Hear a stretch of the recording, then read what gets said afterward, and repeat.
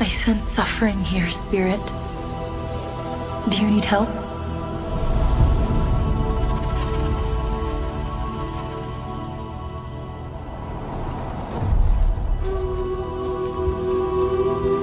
A spirit guide?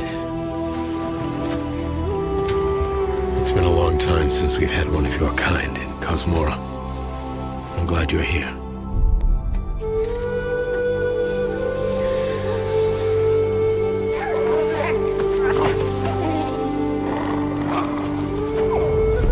That temple has been sealed as long as I can remember. Dangerous corruption was locked inside, along with the secrets of forgotten practice.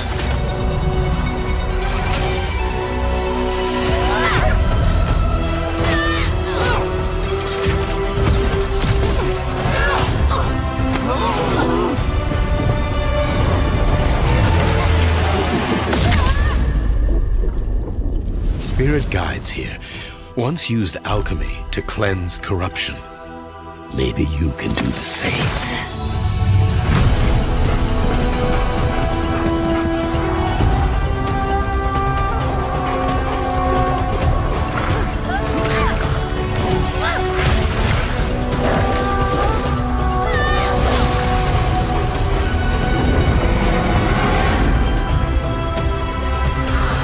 Fear will bind you, gripping to the present, which must always pass.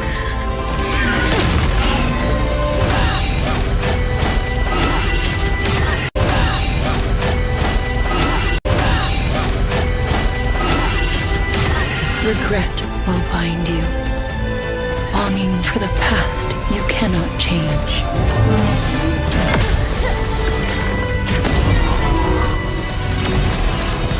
Love will bind you, yearning for a future you will not see.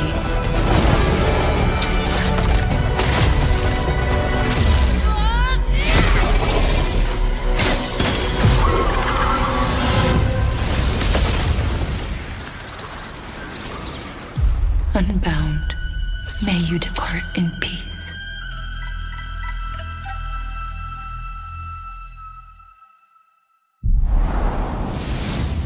Hey everyone, I'm Josh and this is my brother Mike. We hope you enjoyed that first look at our next game, Kena, Scars of Cosmora. After the amazing response to Kena Bridge of Spirits in 2021, the team was excited to take on the challenge of creating something even bigger and better this time around. Our partnership with PlayStation Studios has empowered us to expand our scope while still staying true to what made the first game special. Since her adventure in Bridge of Spirits, Kena has grown into an older, more experienced spirit guide. Her reputation now precedes her. She comes to a new land called Cosmora, home to multiple distinct communities. On this adventure, Kena discovers a spirit guide's role in helping living people, not only those who have passed away. With PlayStation Studios support, we're building on everything that fans loved about the first game. Deeper, more dynamic combat, epic boss battles, a larger, richer world, and of course, our charming spirit companions. Kena, Scars of Cosmora releases on PlayStation 5 and PC. Thanks so much for watching and enjoy the rest of the show.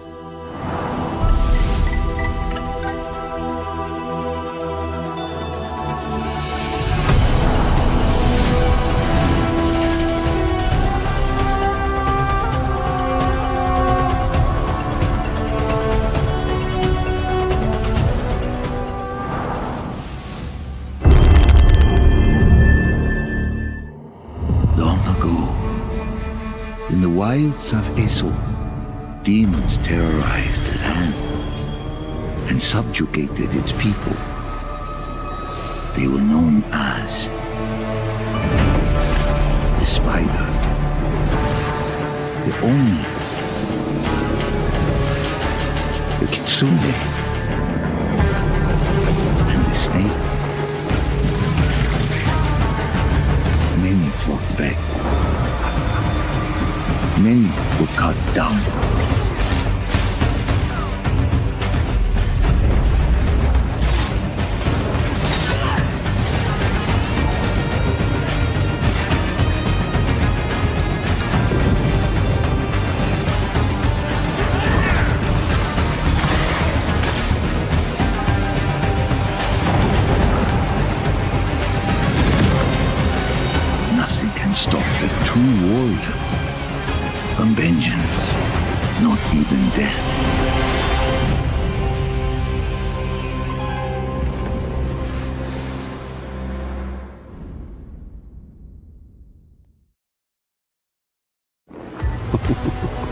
do you think will come out on top, Sam?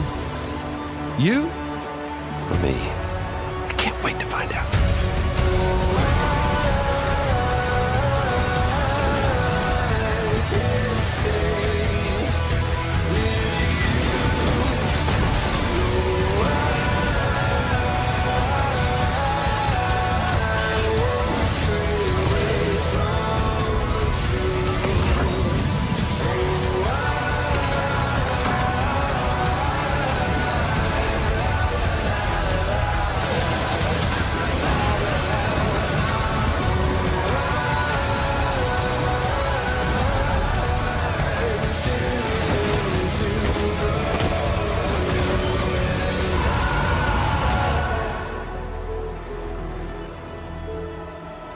Kept you waiting, huh?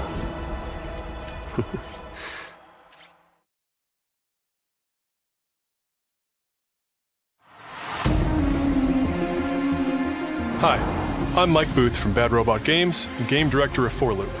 As a game designer, a core goal of mine has always been to make game experiences that offer interesting surprises and unpredictable moments that never get old. The result is 4Loop, an emergent, challenging, 4-player combat sandbox where you and your friends succeed through cooperation and improvisation, and where no two runs are ever the same.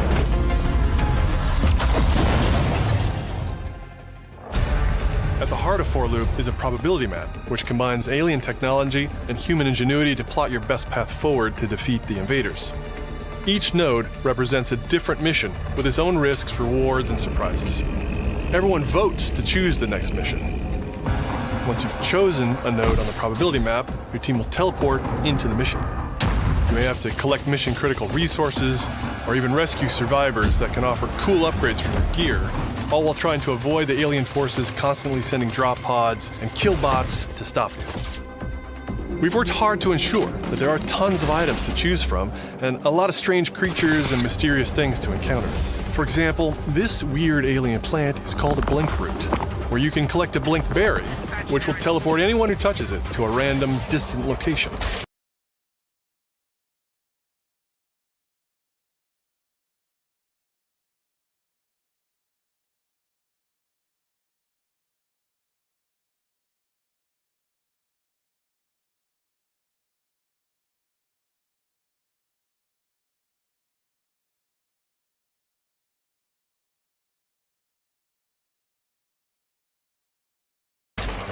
All the various enemies, weapons, items, and mission objectives are all designed to interact with each other in dynamic ways that create emergent gameplay and endless replayable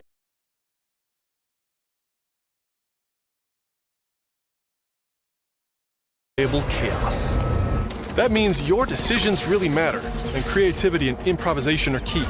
We really want players to try things and think outside the box, like hacking an alien terminal to provide intel to the rest of the team, or being bombarded by killbot drop pods, or barely escaping with your life. And if you do die, don't worry.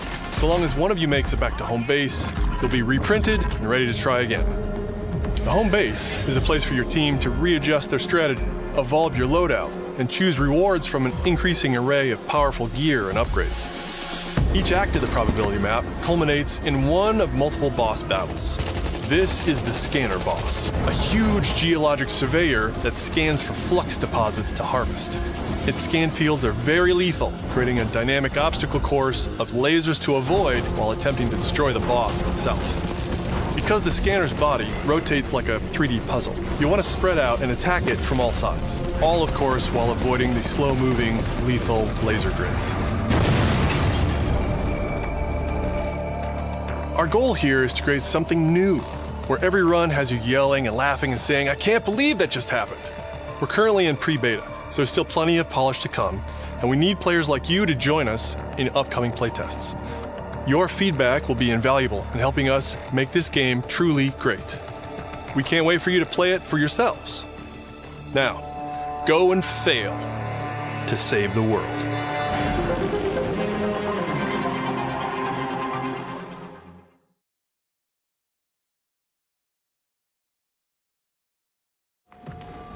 Hugh, look! What's this? That's the Earth.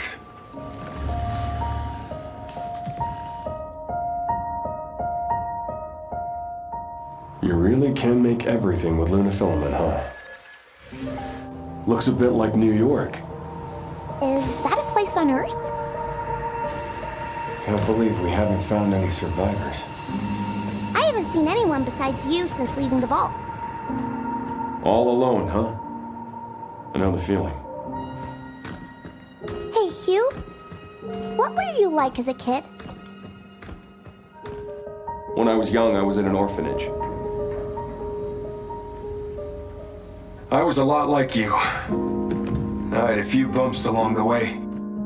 But I had someone looking out for me. And now it's your turn.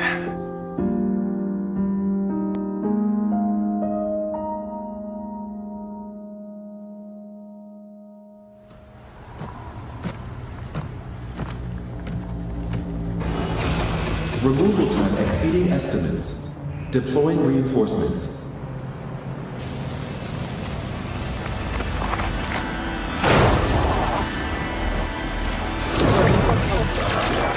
What in the...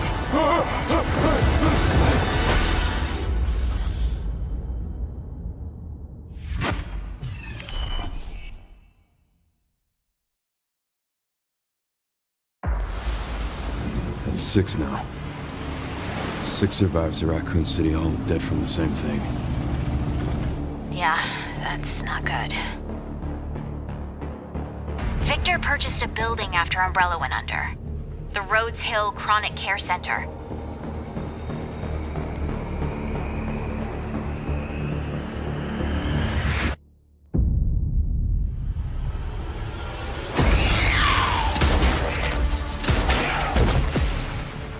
You okay?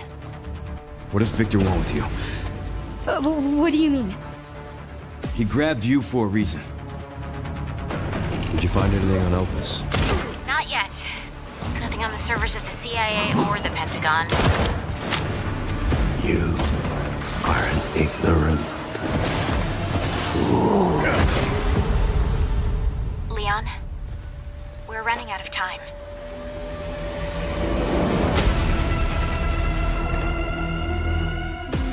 Why me? The team has settled on a person of interest. A former T-virus researcher. Because my master made you who you are. Raccoon City was where it all began for me. I'm coming with you. We can talk. What do you want to know? I don't want any more regrets. Whatever it takes, count me in.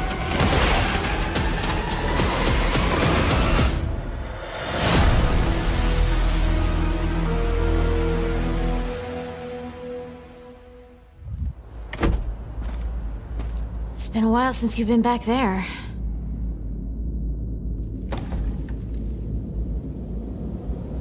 Yeah.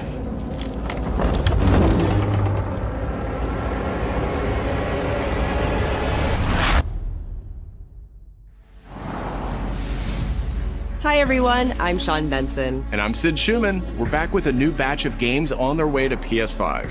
But before we begin, we wanted to highlight the upcoming release dates for both Pragmata and Resident Evil Requiem from Capcom.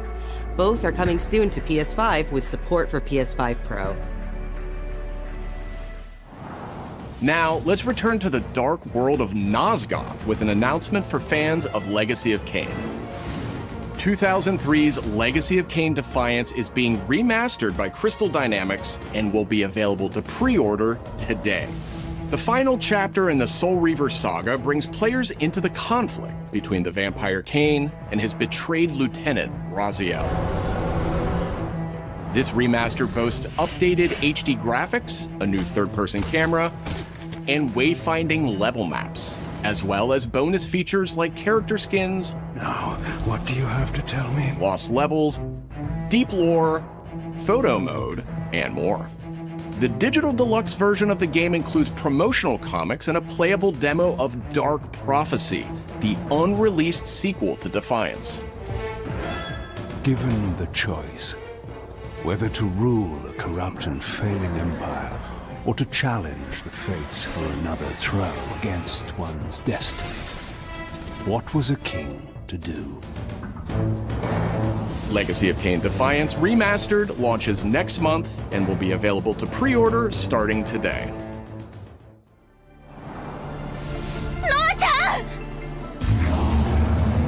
Brigandine Abyss is the latest installment in HappyNet's Brigandine series, which dates back to 1998 on the original PlayStation. This fantasy war strategy RPG tells the story of 6 heroes who rise against an empire invading with overwhelming power.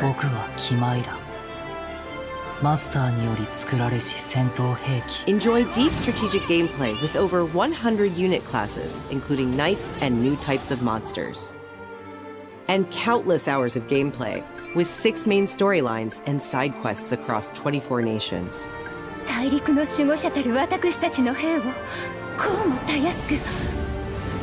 Brigandine Abyss launches this year, and you can wishlist it starting today.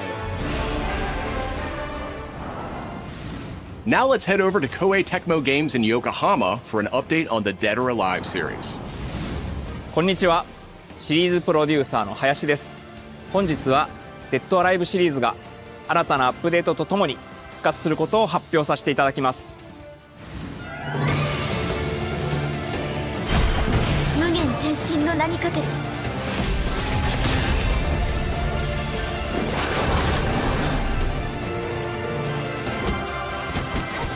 本作「デッドアライブ6ラストラウンド」はオリジナルの「デッドアライブ6」をベースにダウンロードコンテンツとして追加配信したキャラクターをセットにし、プレイステーション5用の最適化、新規コスチュームの追加、新たなフォトモードの追加を行ったタイトルです。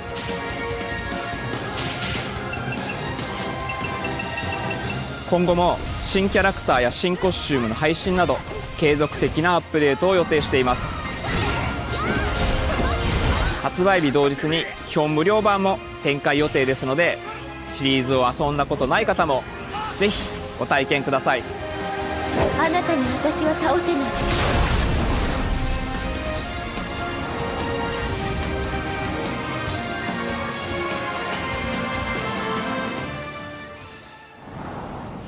デッドアライブは1996年から展開している対戦アクションゲームシリーズです。数多くの作品を世に送り出して今年で30周年になります。そのタイミングでこういった発表できることを大変嬉しく思います。では最後にこちらの映像をご覧ください。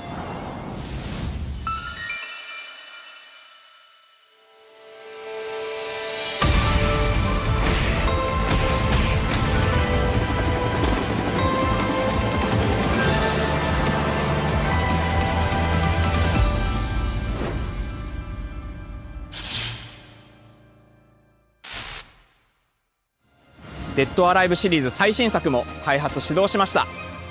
続報をお待ちください。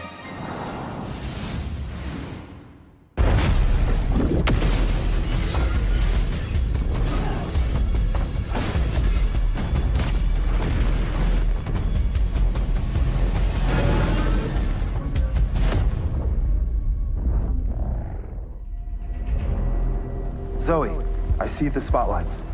And you're getting closer. Listen, Dylan, we're getting distress calls from the theater, but research thinks we might have a resident on our hands.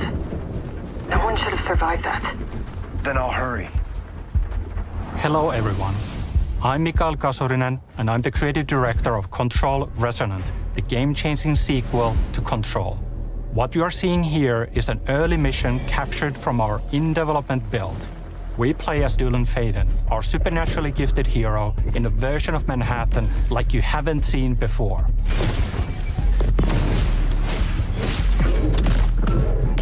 We recently acquired Shift, an ability that empowers Dylan to seamlessly move through gravity anomalies and adapt to the world around him.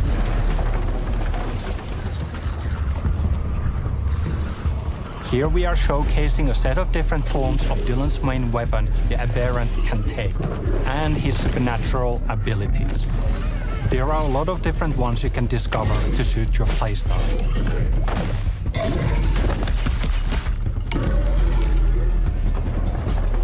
While in combat, we encourage you to play aggressively, balancing between melee attacks and abilities.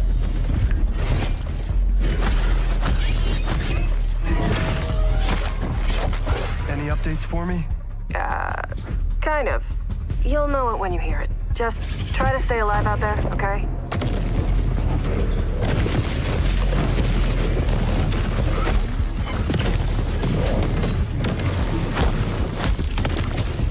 Almost there, Zoe. What the hell is that thing?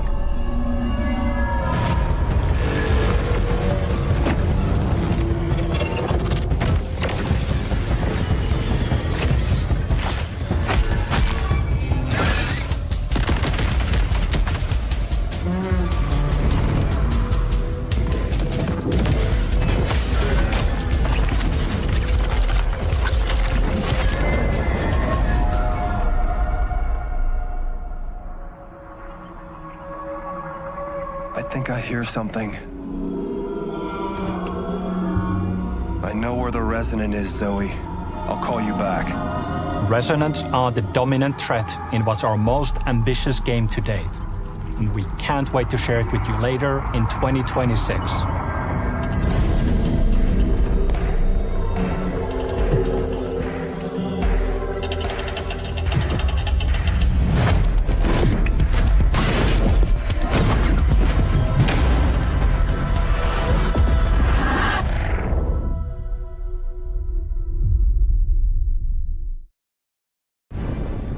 Long ago, you were made for this night, to save the age of man. Half human, half angel. They call you sin. I call you salvation.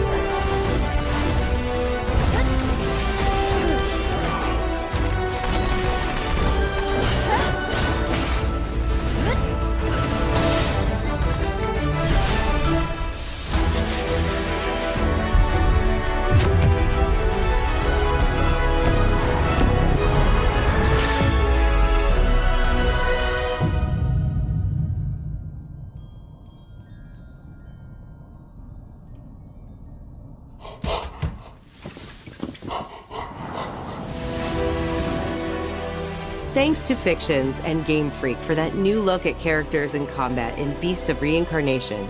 It's coming to PS5 this summer. Our next title debuted 3 decades ago alongside the original PlayStation, and it introduced the world to an iconic character. Today, Ubisoft and Digital Eclipse celebrate that legacy with Rayman 30th Anniversary Edition. This digital museum features 5 playable versions of the original game, including the 1995 PlayStation release, enhanced with new accessibility options. Discover the secrets behind Rayman's development through a long-lost playable prototype, restored for the first time. Plus, an interactive documentary packed with unseen design documents and never-before-heard insights from the original creators. Et à un moment, c'est Sony qui arrive en disant, bah voilà notre console, on va révolutionner le jeu vidéo. Rayman 30th Anniversary Edition comes to PS5 digitally starting tomorrow, while physical editions will be available June 26th. Mina the Hollower is an action-adventure title from the creators of Shovel Knight. Take control of Mina as she charges into a bizarre mission to save a cursed island. Whip foes into oblivion, burrow under hazards and monsters, and hunt down secrets in a pixel-perfect love letter to handheld gaming. Mina the Hollower's release date is on the horizon. The limited-time demo will be exclusively available on PlayStation 5 tomorrow.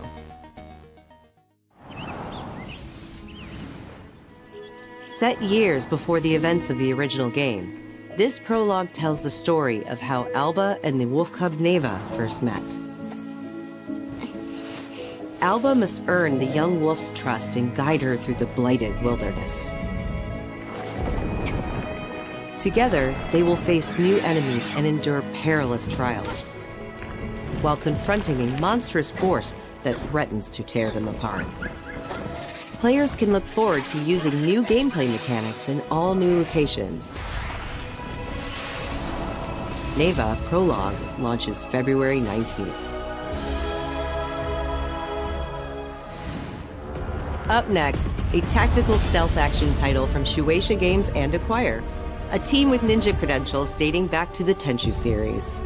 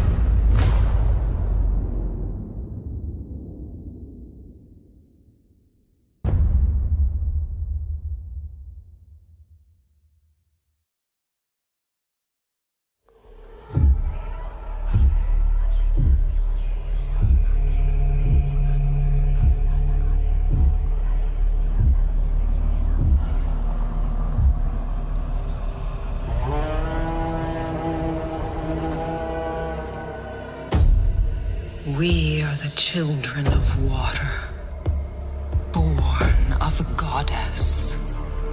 You filthy creatures, faithless, soulless, unclean. This world was never yours to keep. How dare you stand in the way of purity? little king.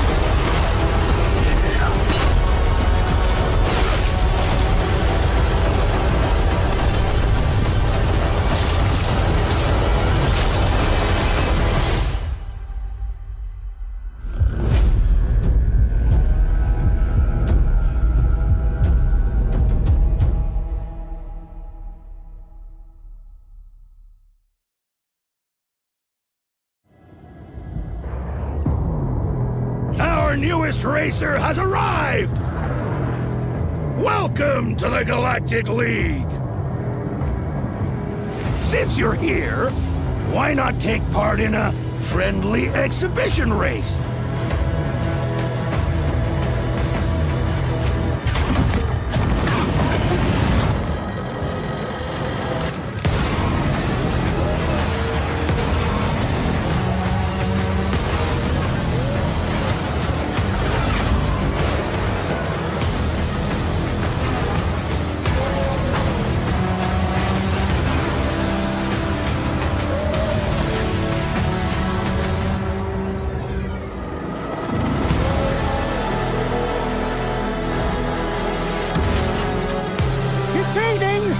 Impeding! If they weren't holding me back right now, I'd have you frozen in carbonite!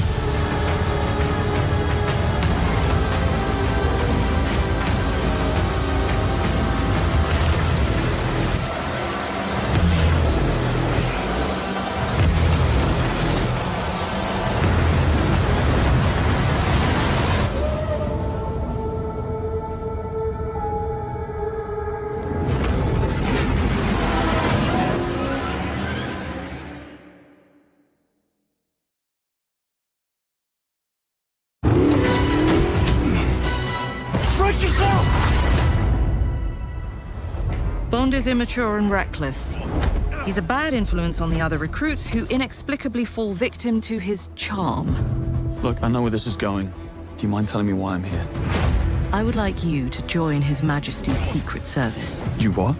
I know all about your exploits in Iceland. I strongly believe that there is a need for such heart and intuition in modern spycraft. That's the very reason I'm bringing back the Double O's. Need I state the obvious? He is not ready. Jibs, the service is over. You're a rare breed, Bond. I should be interested to see what you do next. 009 will employ every manner of subterfuge to avoid capture. Try not to draw attention to yourself. Me? Housekeeping, I presume? You seem the kind of guy who knows what he likes. So you won't do anything stupid? Of course not. I'm not an idiot. Agents have very short life expectancy. And And if you do get caught, we will deny ever having heard of you. How does that sound? When do I start?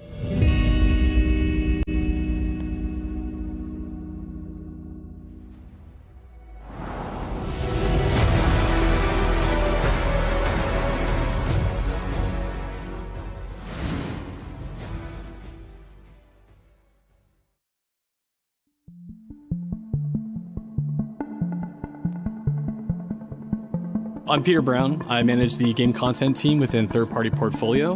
We evaluate games coming from publishers all over the world, from indie to AAA. Those of us in the Third Party Portfolio team travel the world and meet with our partners. And it's even more exciting for me when those partners have been foundational to my own love of video games. And Konami is definitely one of those partners. I think a lot of people remember Konami for being with PlayStation in the very beginning, taking some amazing franchises that everyone already knew and loved and injecting them with new technology and new ways of designing video games that we haven't thought of before. We were really impressed when Konami approached us with their list of announcements for today's State of Play. So to mark the occasion, we wanted to try something a little different. We join you today from Konami Creative Front Tokyo Bay, not only to share some really exciting reveals for upcoming games, but also spotlight some of the key talent behind them. We're really excited about the diverse lineup they've brought today, and we hope you will be too. Enjoy.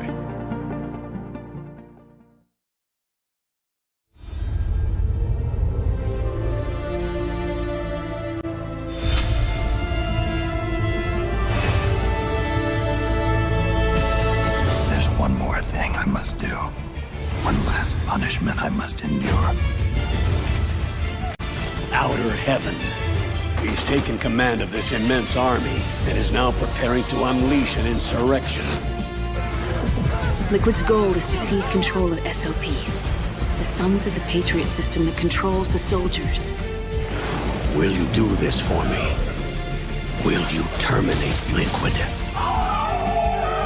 How long is my body gonna hold out? When all of this is over, you'll have no choice but to accept death. This is my final mission. So began the war between Zero and Big Boss. Do you understand, Snake? Any means necessary. Just stop Liquid's insurrection. Liquid! Guns of the Patriots!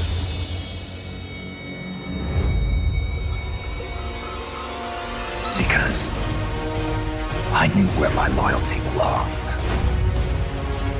Nukes.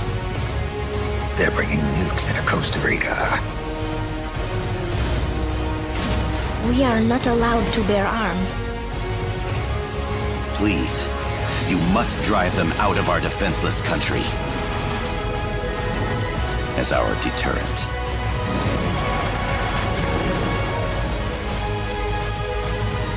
Yes. It simply said Jack. Over and over. Boss. Is that you? Answer me! Boss!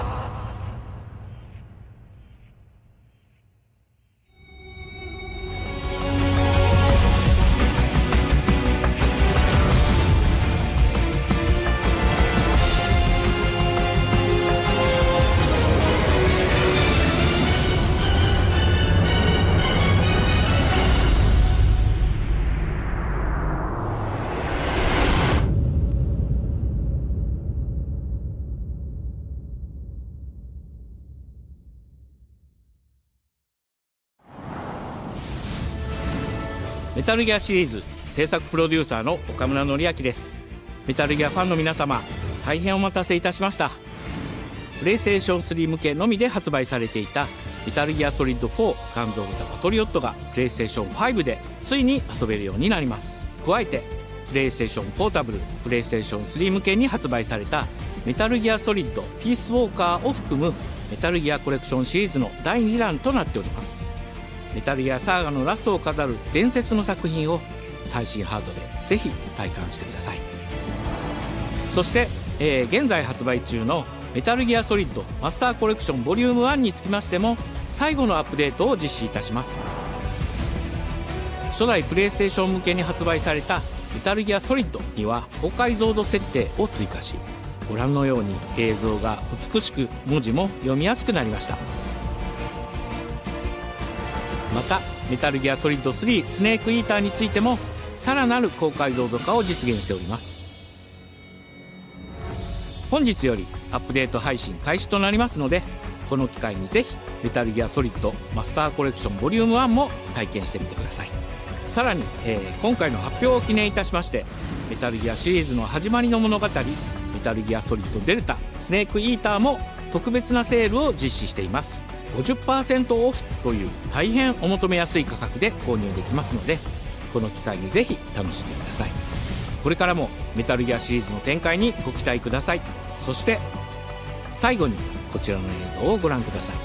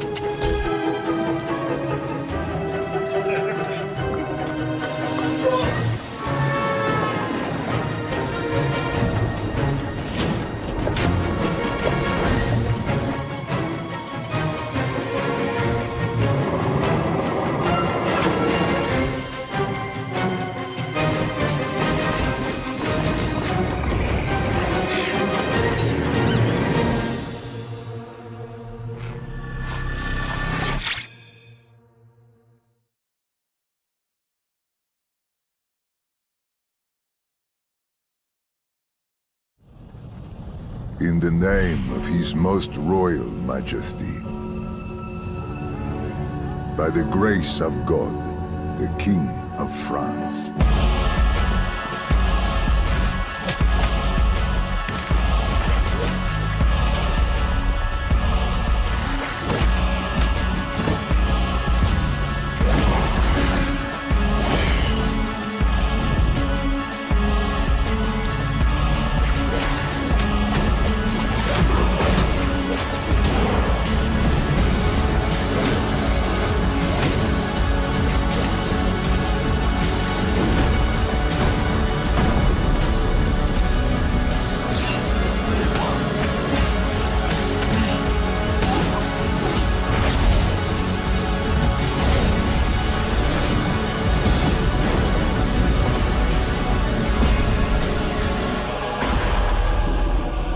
So now, we appeal to you, Trevor Belmont, last of House Belmont.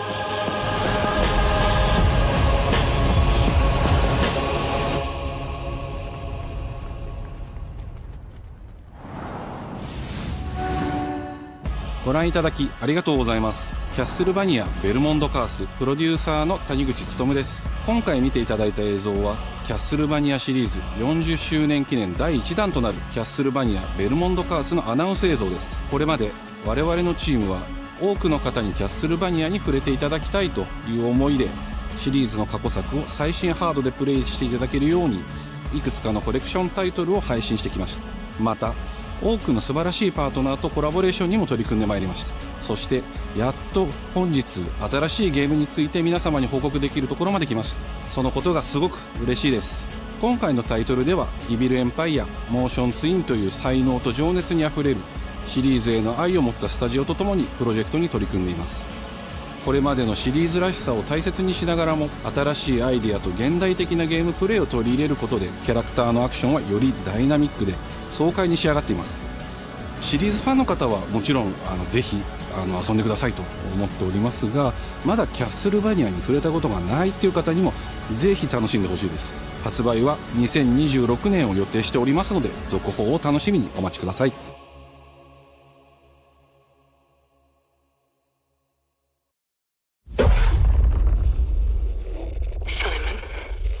Listen to me. You can't stay in this room forever. I can't stay in this room forever. I know this is going to be hard. But you have to come back to me. Come back to me, Simon.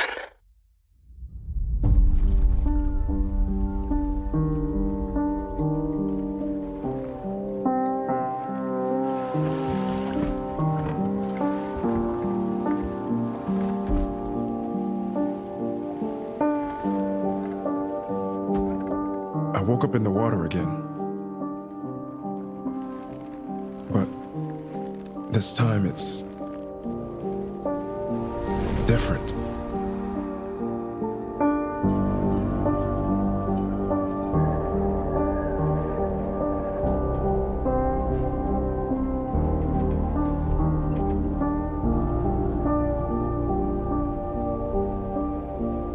I keep trying to fix what happened. No matter what I do, You can't fix it. It doesn't let us change things. You did what you did.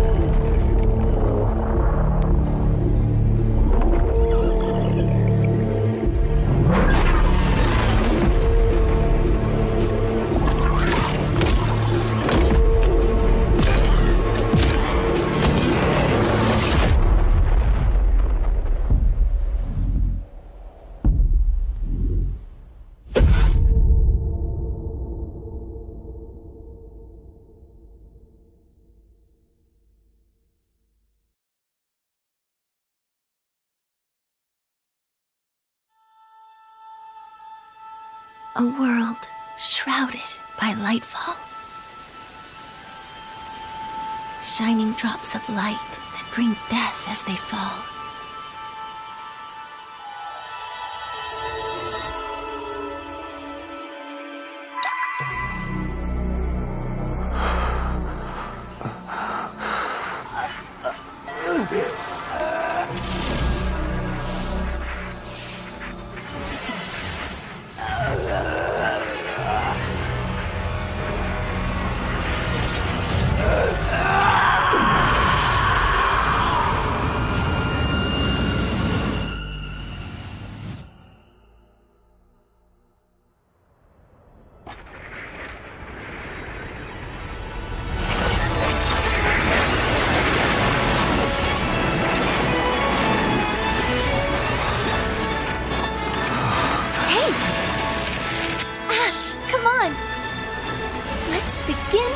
Journey.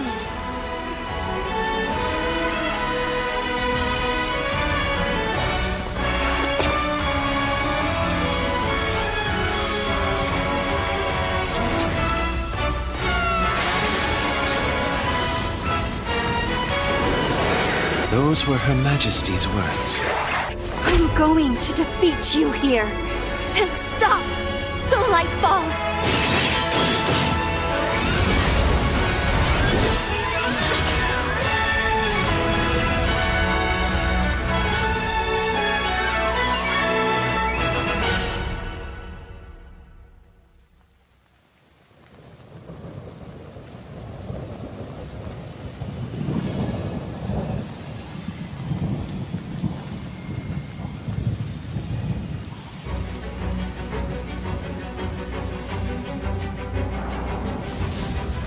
皆さんこんにちは。プロデューサーの門井です。ティザートレーラーの方はいかがでしたでしょうか。レブノワールは完全新作の JRPG です。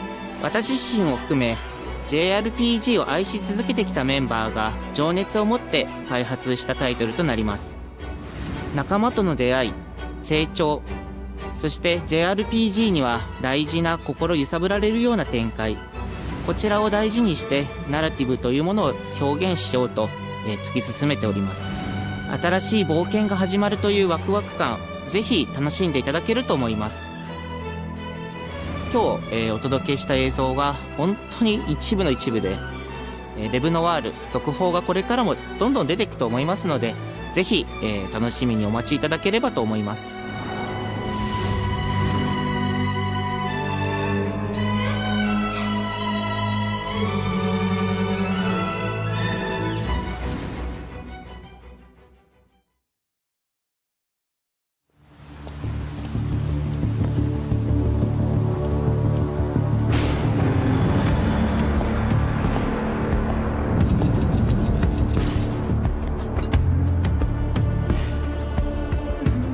A man with your skill set must be able to move unconstrained, unrestricted.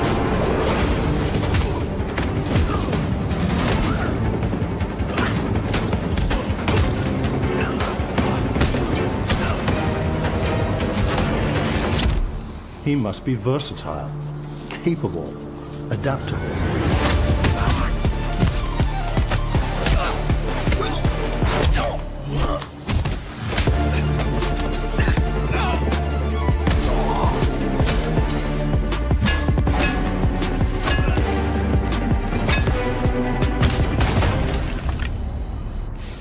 He must be grounded, stable, constant.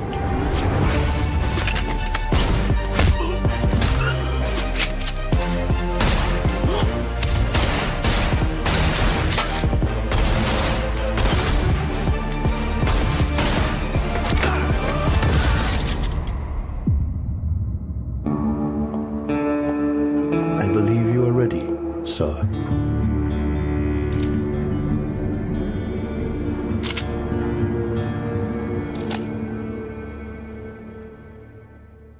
Yeah.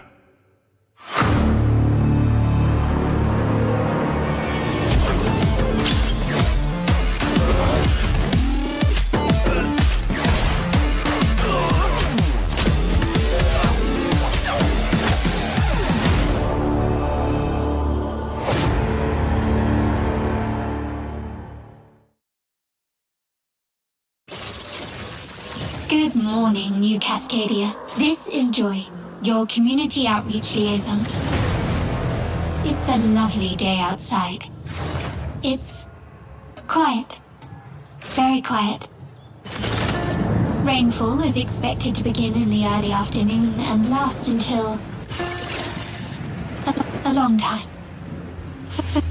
For those who did not wake, your restless dreams endure. So small among the stars. Breathe softly. Do not worry. Peace is upon you. And I am here to walk with you into its embrace. Mayday! Mayday!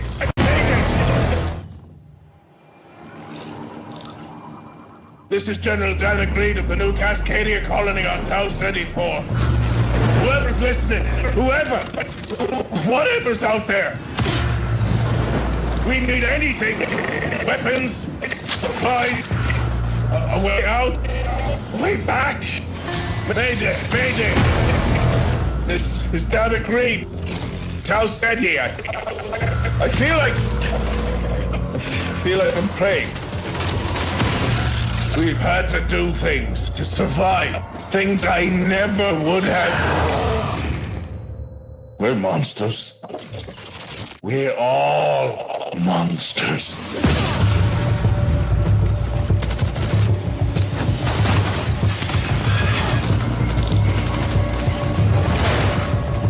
Embrace. Embrace. Embrace. Embrace. Embrace. Mayday! Mayday! Mayday! Mayday! Mayday! Mayday!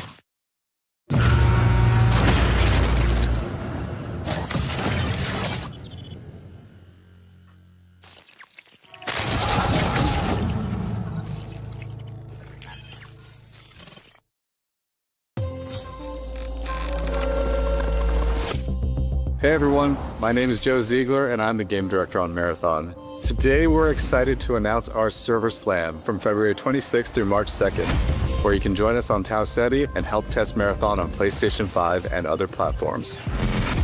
Our server slam features an introduction to the survival gameplay of Marathon, giving you a chance to explore the dangerous world of Tau Ceti and unlock rewards for the full release on Thursday, March 5th. For all PlayStation Plus players, we're also excited to share a collection of unique weapon charms that pay homage to some of our favorite PlayStation games, including Helldivers 2, Death Stranding 2, and Ghost of Yotei, all available at launch. From everyone here at Bungie, thank you for joining us on this journey. We'll see you on Tau Ceti starting February 26th.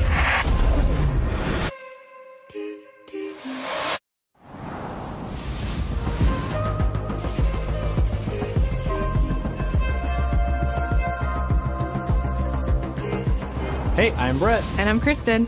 Thanks to Bungie for that new look at Marathon, coming to PS5 on March 5th, with the server slam running February 26th through March 2nd. Now let's check in on what's coming to PlayStation Plus over the next few months. Up first, Marvel's Spider-Man 2 swings into game catalog next week. Developed by Insomniac Games in collaboration with Marvel Games, be greater together as Peter Parker and Miles Morales. Let's go! In this thrilling sequel, the Spider-Men must balance their personal and heroic responsibilities while protecting the city from iconic villains. All Miles talks about is how to be a better Spider-Man. How to help you. Marvel's Spider-Man 2 joins the PlayStation Plus game catalog on February 17th. The PlayStation Plus Classics catalog welcomes two fan favorites over the next few months, starting with Tekken Dark Resurrection, a fantastic fighting game that originally released on PSP. PlayStation Plus Premium members can expect to revisit this handheld classic in March.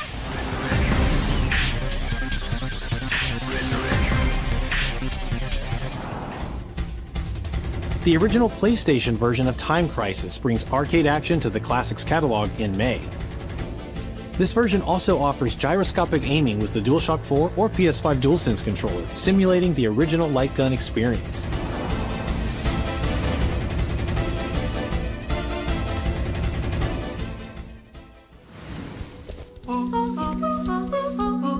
Big Walk is a cooperative multiplayer adventure about teamwork and talking.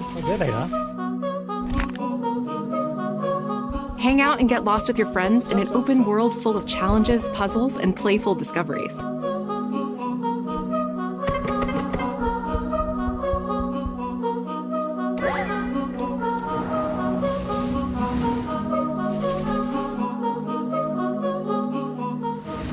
That's all for me and Brett, but we still have a lot more cool stuff to show you, including brand new Saros gameplay.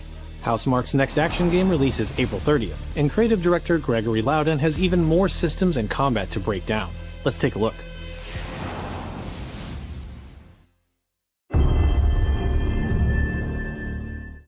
What is that for you, Arjun? Finishing the mission. Keeping people safe. Oh, Arjun. I know you better than that. Hey everyone, I'm Gregory Loudon, Creative Director at Housemarque.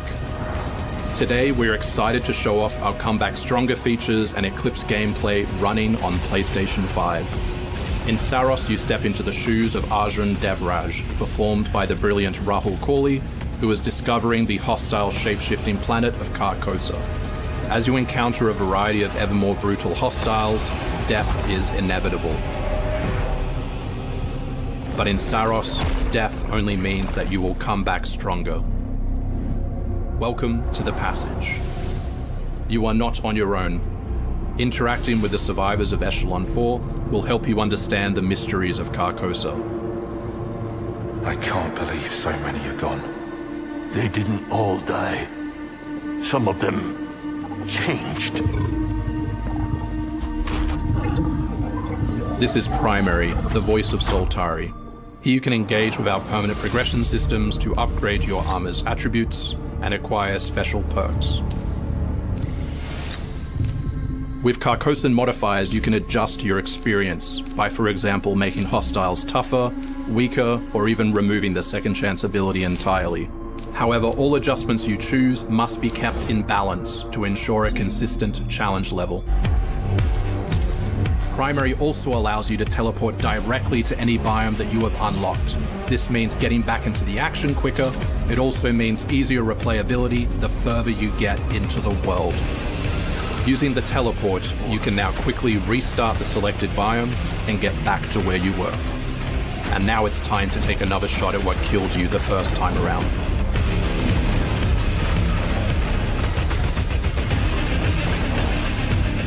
Eventually, you come across an alien device. By using it, you discover that it calls the Eclipse.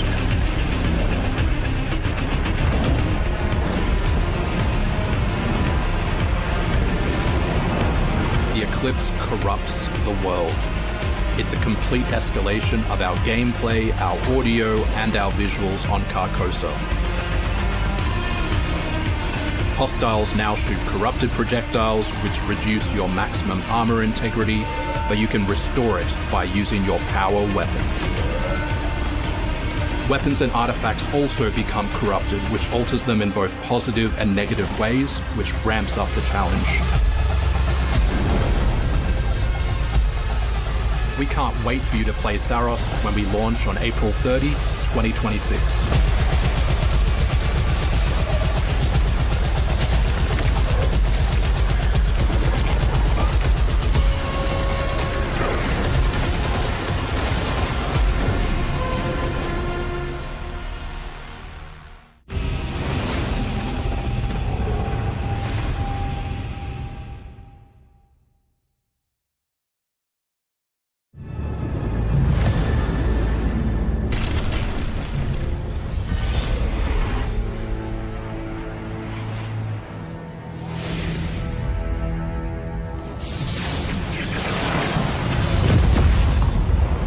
The air trembles. Mother Earth herself senses the coming battle. The world may hate us, we still have to save it. A true team is unbreakable! You cannot stand against the storm. Feel the power of Mother Earth!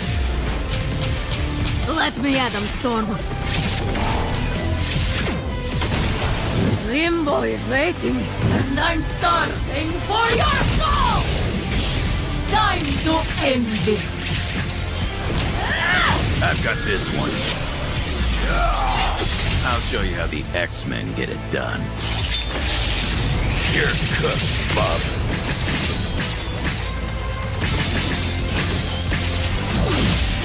Initiating attack.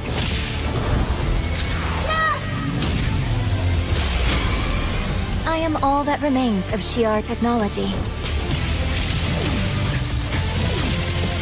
Prepare to be disassembled. Surrender to avoid further danger.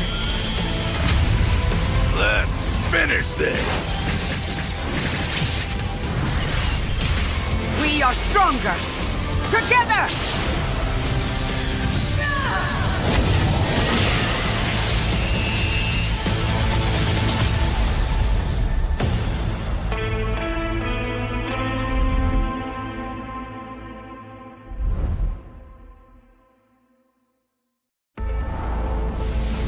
マーベル闘魂ファイティングソウルズ最新のトレーラーお楽しみいただけましたでしょうか。本当にお待たせしてしまいましたけども、こうして一番初めに X-Men のチームトレーラーを発表できたこと本当に嬉しく思っています。 We're super stoked to introduce the mutants as the newly formed unbreakable X-Men into the world of Marvel Tokon. マジックは中間距離を大きな剣で制しながらテレポーテーションで裏回りしたりなど多彩なトリッキーな動きをすることができます。Think of Wolverine as an unstoppable savage tank. Some of his claw swipes have armor on them, so he's literally going to be able to shred through opponents' attacks. デンジャーは、体のいろんな部分をですね武器に変形して戦うことができるキャラクターです。She's trained the X-Men over years through battle simulation. So as a zoner in this game, she's going to set up so many traps that her opponents are going to feel like they're running an obstacle course.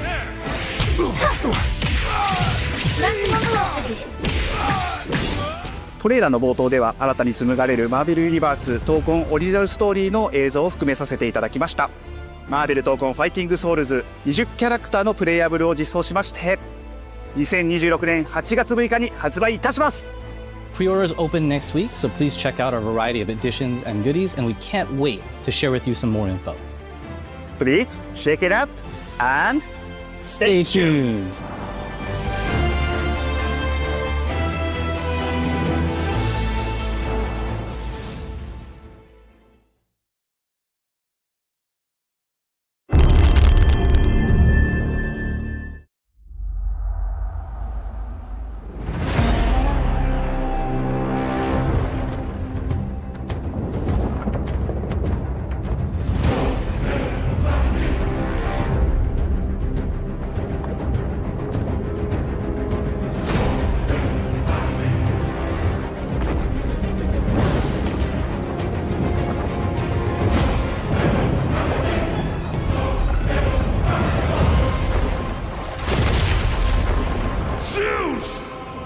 Your son has returned.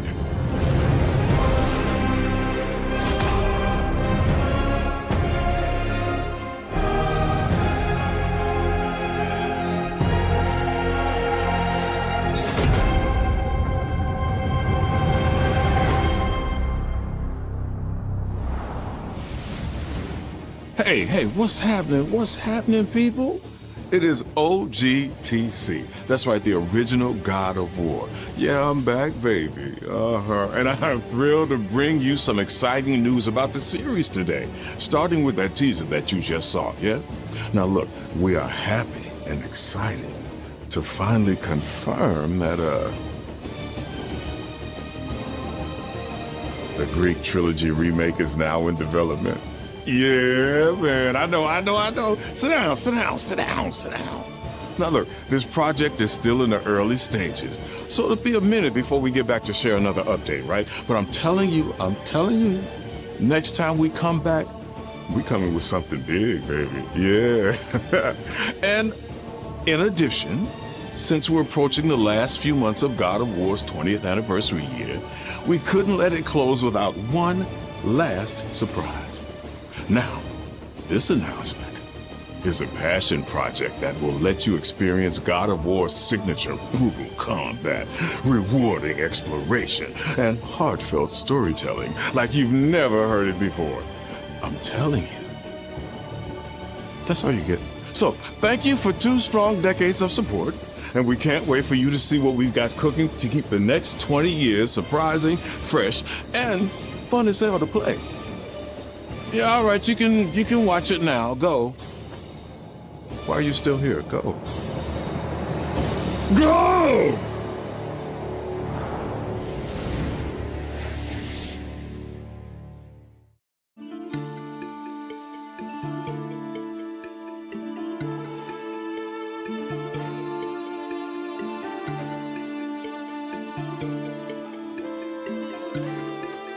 Before I was a father. Before I was a god. I was a Spartan.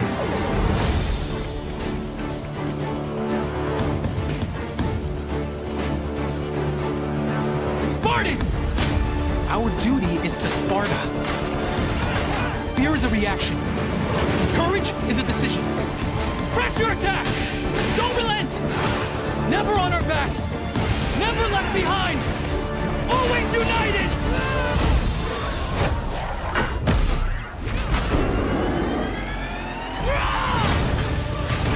The legendary saga of gods and monsters, of tragedies and triumphs, of destruction and redemption begins here.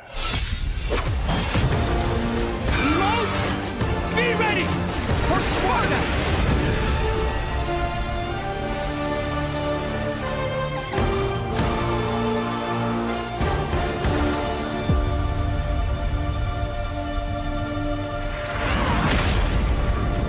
This is only the beginning.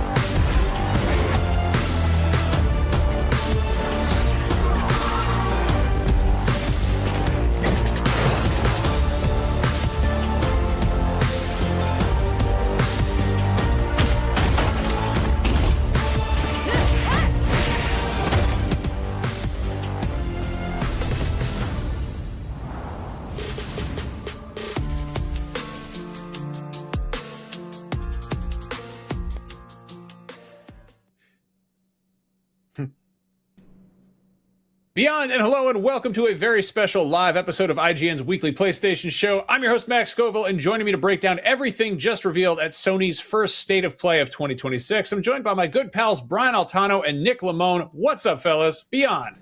Woo-wee! We got Finally. quite the showcase. Yeah, right? We got some surprises. That was wonderful. That was Let's a do doozy, it. huh? Yeah, that was a lot more generous than I thought they were going to be. Yeah, the bar's been low, so I'll say that there was a lot in here that I really liked. A couple of games in particular were like designed in a lab for me, so I'm very excited for some of those. Now, there's a lot to talk about. I think they showed off, by our count, just over 30 games in about an hour, a little over an hour, which is quite a bit to talk about. About an hour from now, there's going to be a Silent Hill transmission showing off a closer look at Silent Hill Townfall, which was one of the mini games shown off. I definitely want to talk about some of the stuff Konami had because they had a lot of it. But right out the gate, let's talk about God of War, because that was the big special one more thing that we got. Yeah, they're doing a remake of the original PS2 era God of War, Greek trilogy, and it was very much this thing is in development. This thing is in the works. How do we feel about this?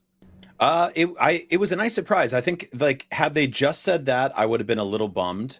But then teeing that up into saying, hey, we've got this God of War pixel art prequel that drops today, that was a big surprise to me. So I think that's a really good make good of saying you're gonna have to wait a very long time for this new trilogy. We're literally just showing you renders of a logo right now. We've got the OG voice actor back, but there's nothing really that we can show you just yet. That's going to be an interesting one. I'm really fascinated in how they do that. The fact that we're not actually seeing much of it tells me that this God of War trilogy remake might be bigger in scope than we're expecting. I'm not necessarily expecting something on the level of Silent Hill 2 remake or Resident Evil 4 remake, but the bar is pretty high for Sony Santa Monica God of War games.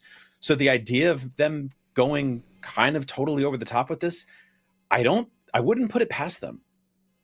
Yeah, I mean, I think you nailed it, Brian. I think the word remake is a very loaded word that PlayStation's using here and Sony Santa Monica is using here, because that evokes things like Final Fantasy VII remake, like the RE2 remake, which are, story-wise and character-wise retellings of stories we're familiar with, but fundamentally different types of video games. My brain immediately goes to, are these still going to be 3D action brawlers, like a 3D action game? Or has Sony moved past that point in their PlayStation career? Is this going to be a trilogy remake in the style of God of War 2018 and God of War Ragnarok? I don't know, because can you actually call it God of War 1, 2, and 3 if it isn't a 3D action game? I don't know. I don't think I get paid enough money to answer these questions. Yeah, I mean, if you're going to make a hack and slash, but also reboot the entire games, but remake them and pay tribute to what they were originally, but in the new style, yeah, it's breaking my brain. It's getting me really excited, and we might be getting too ambitious here, and maybe they are too. But like the idea of them making these 3 classic God of War games in the new style is really exciting to me. And let's see if they actually do that. Otherwise, I mean, like, you can just recreate them, right? And they're running as they are. They've got the original camera angles and everything like that. Like the camera's pulled back for specific moments.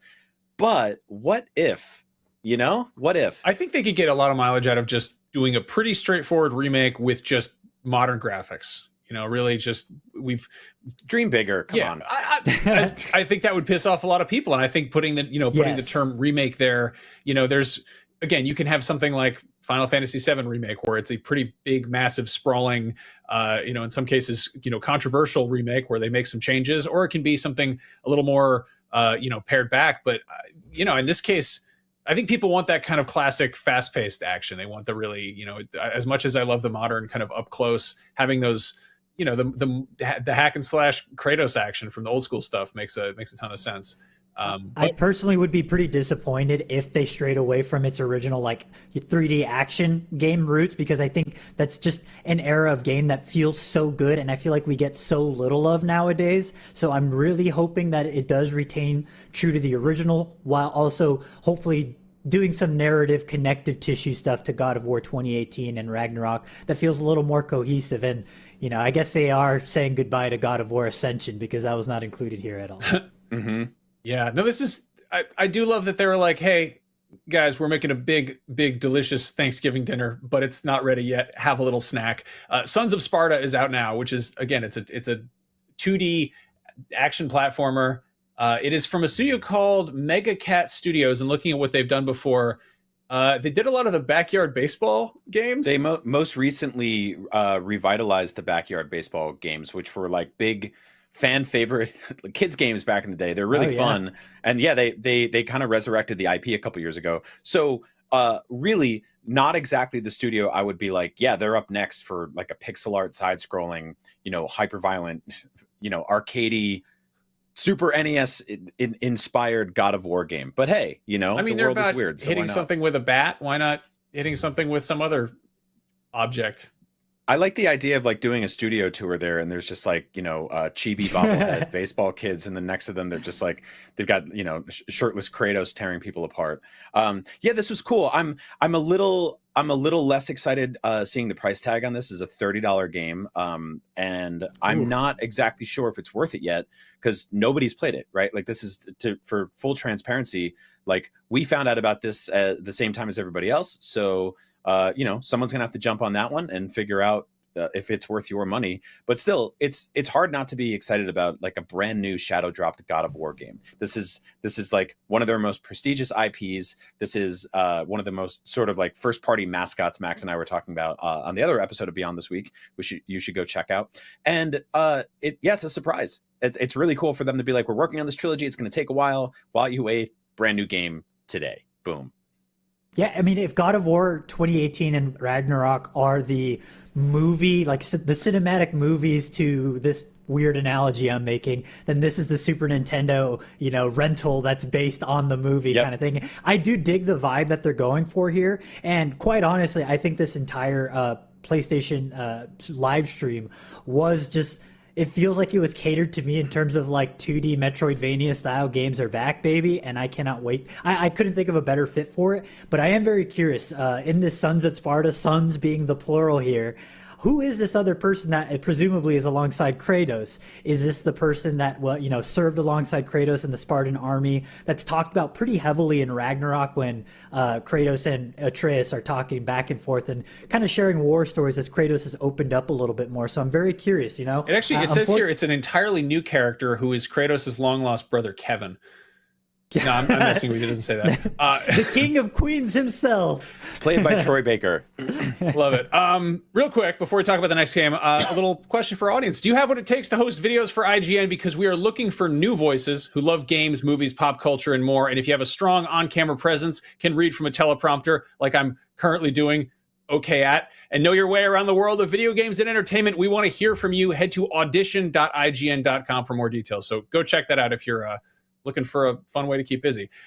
Now, let's talk about well, not the elephant in the room. I would say the large anthropomorphic chicken in the room, which is Project Windless, which...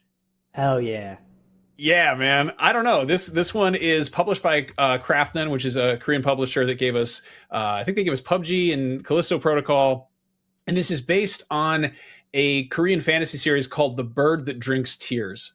And I don't know what I expected, but like a huge muscle-bound anthropomorphic chicken just absolutely beating the crap out of a lot of stuff got my attention. I was watching the trailer like all of you were, and I was like, this looks cool. And then all of a sudden there's a giant 8-foot tall chicken beating people up. And I'm like, day one. I'm a simple man, you know, what can I say?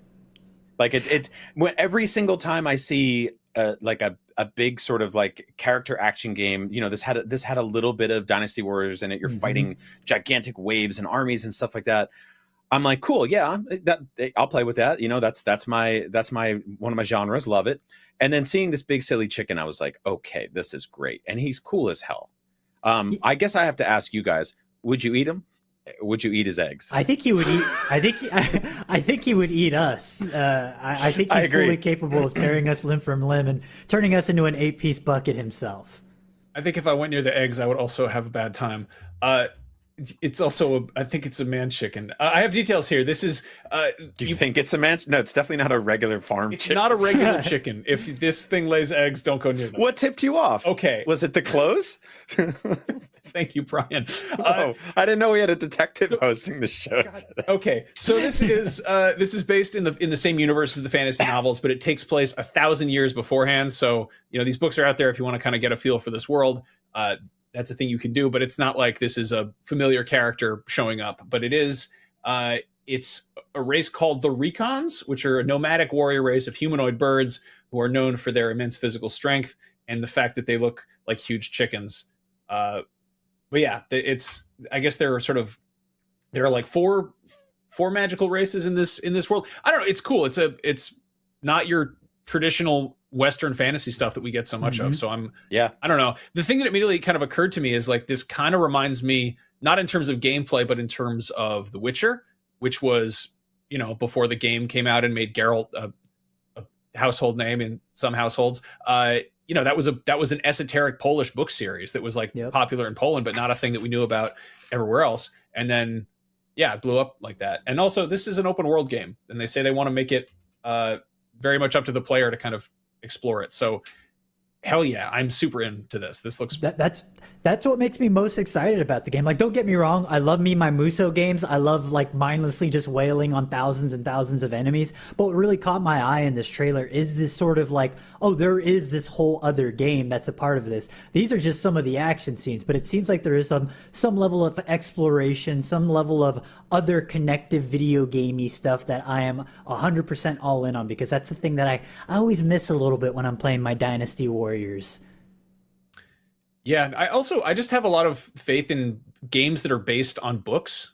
I feel like, especially when it's like a fantasy series, like they're kind of, a lot of the world building is taken care of for them, and it's about extrapolating cool ideas and turning them into game mechanics and, you know, making awesome visuals to go with them. So I'm super down to check this out. And also, I feel like we may be talking about it 2 years from now, just because it seems like a crazily ambitious project, and you know, it's still got a project in the project name of the title, so it might have some entirely different name.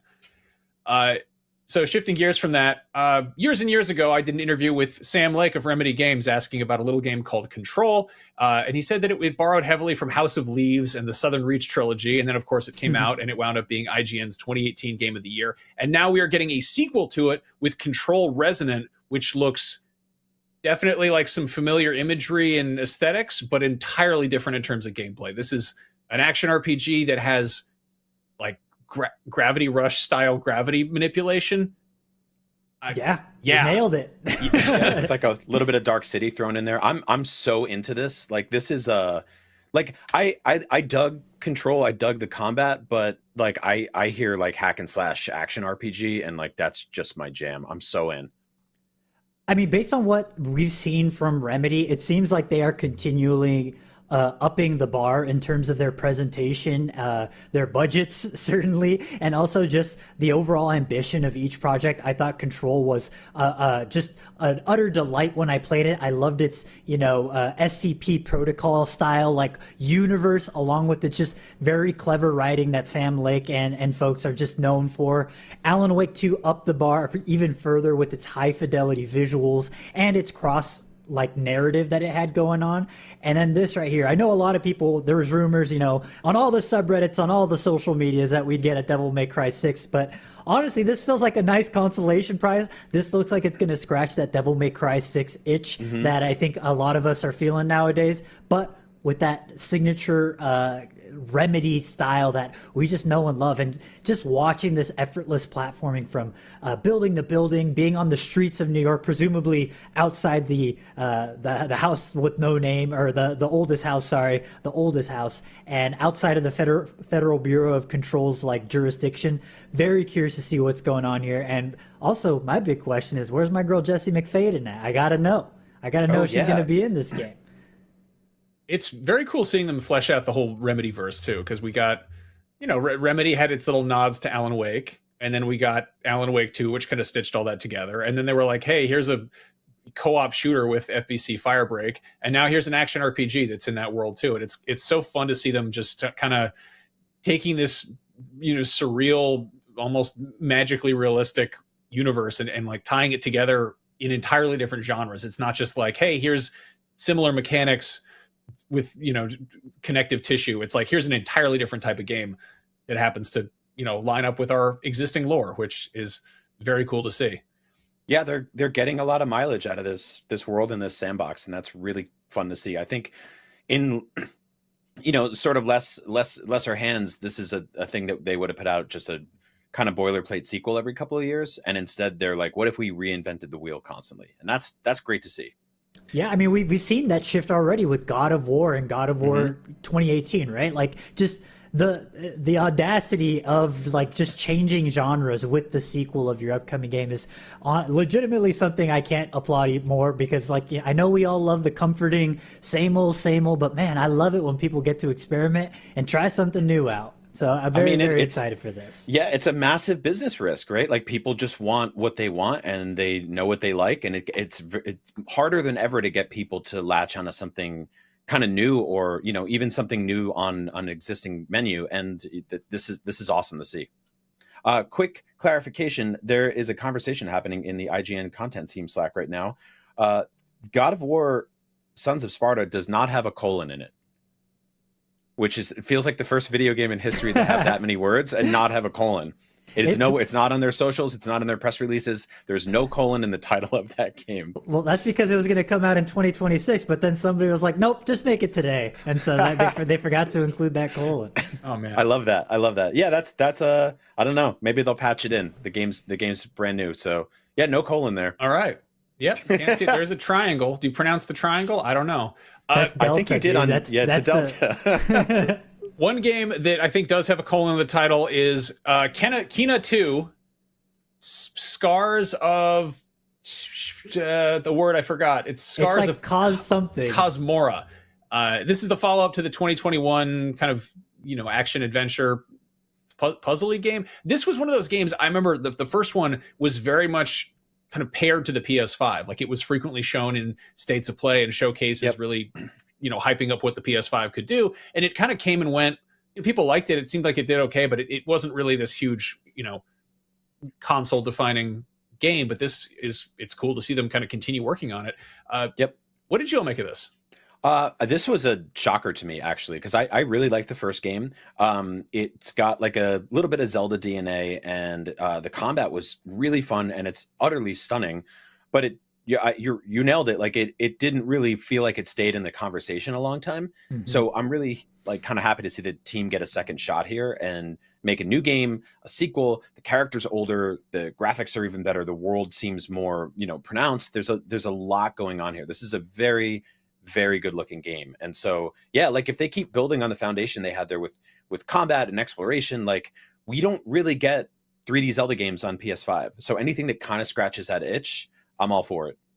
Yeah, I think you nailed it, Brian. I really enjoyed the original Kenna Bridge of Spirits, but I think this, based on what we're seeing from this overall gameplay trailer that they dropped, is kind of what I hoped that game would turn into eventually once you got past like the opening moments of it.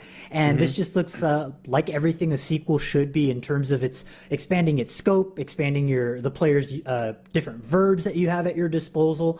And honestly, I'm just excited to return to this world because I do think that the overall visual art style of this game, the art direction, is so strong. I really love that it came from an animation studio first and foremost, and seeing that loving like contribution to animation really play off and really lean into that aspect for its gameplay was really impressive. Like, it's the closest that I felt to playing a Pixar game that we were promised back when, you know, Toy Story came out in what, like 98, 99? Mm-hmm. Now, this looks really rad. Again, I think with, you know, movie sequels, you frequently get diminishing returns, but, you know, Toy Story 2 being a rare exception. But in video games, they're frequently like the second installment is often the best one, or the one that people really get excited about because it refines what made the first one good in the first place. And I don't know, we've got shots of her riding around on this little spirit familiar creature, which makes me wonder if there are going to be some open world segments or large hub area type stuff. Thankfully, we don't have to wait too long because that is a 2026 game. We got a lot of 2026s in this presentation, which was nice to see. Which is, it makes me happy because we got a couple of 2027s and we are just starting this year. So that is a scary far away date, especially knowing that a bunch of those will get pushed. But yeah, we're going to get some games this year. That's awesome. You know what, Brian? I'm already tired of the 2026 games. I want to talk about a 2027 game, which is Yakko Shinobi Ops, which is 4-player co-op isometric stealth, and it looks sick. Yeah. Yes, it looked outstanding. No, go Nick, go. Quite honestly, it looks like I don't think I've ever seen a game that looks like this. Like, sure, it has echoes of something like we'd see in like Tenchu, and even what is it, Shadowblade Tactics, like the tactics-based squad shooter thing. But what this genuinely reminds me of, and my light turned off, so please excuse me, production, is that this looks kind of like Metal Gear, like original Metal Gear Solid, Metal Gear on the MSX style, like stealth action. I love how brutal this looks. I love the high fidelity visuals of it. I love that you are kind of confined to viewing the world through this cone of vision, that seemingly everything around it is a fog of war that you could potentially get attacked by enemies. And I just love how brutal and calculated you need to be in this game. It looks really fun, and I don't think I've seen a game quite like this in a minute. Yeah, I love the lighting techniques they're using here. I love the sort of the horror influences. There's a bunch of really great creatures, and it's a lot more violent than I think I would have guessed seeing the start of the trailer. And yeah, this looks like a blast, man. I'm really excited for this game. This is one of those games I didn't know I needed it, didn't know I wanted it, and now it's at the top of my list. Like, this is what these state of plays are all about, right? It's good to check in on old franchises and IPs and sequels we already knew about and all this fun stuff, but like getting a game like this out of nowhere and knowing we might get it, well, I guess not for a while, but we will get it. I'm excited for it. I love the perspective. I don't know when I suddenly started really enjoying isometric stuff, but I feel like so often 1994. I feel like, you know, oftentimes when, you know, with AAA games or games that are showing off, you know, impressive visuals, they are first person or third person to give you a sense of immersion or a sense of scale. But there's something really endearing and kind of fascinating about just looking down on something like it's a little diorama. And all too often, I feel like you get kind of lower res visuals because it's stuff that's further away or it's smaller, but it, like, clearly there's plenty of attention to detail here, and it's really it's neat to see it. I just want to know how co-op does it have to be? You know, can I be like a solo shinobi, or do I need to have 3 friends help me out of tough situations? Yeah, I was thinking the same thing. I would prefer to play this in solo. But yeah, I think what you said is spot on, Max, because there's something about that camera angle I think lends itself well to stealth. Like, Nick, you brought up some of the classic Metal Gear stuff. Like, that I think pulling back a little bit, getting this much sort of like view of the overall field, that's awesome. You get to plan your routes and all that. And I think we lost a little bit of that when the camera gets too close behind the character in a third person stealth game. So Yeah, it's fun to see that again. Like video games have been going on long enough that people can actually look at stuff back at that was happening in the 90s, isometric top-down games, and go, hey, you know what? There's actually a bunch of really cool ideas back then that maybe we shouldn't have left behind. Let's revisit that.